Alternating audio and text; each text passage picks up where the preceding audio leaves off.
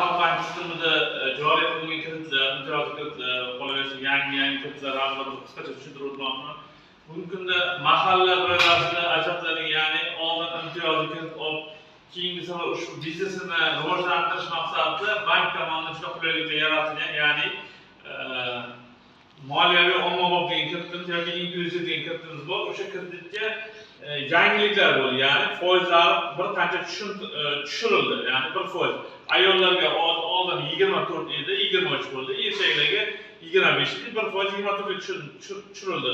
Ushbu kreditdan foydalanish uncha qiyin emas. Oldin siz talabi oddiy, ya'ni oldin siz ushbu oilaviy dasturlar doirasida kredit olgan bo'lishingiz kerak hamda talab qilinadigan kafil, bironta ijobiy tarixga ega bo'lgan jismoniy shaxs kafilligi va ikkala hujjatlar taqdim qilsa, ikkita pasport taqdim qilsa sizga bir bank 3 kunda agar skoringni o'tkazamiz, ijobiy natijalar beradigan bo'lsa, bir bank 3 kunda sizga 50 milliongacha kredit ajratishingiz mumkin.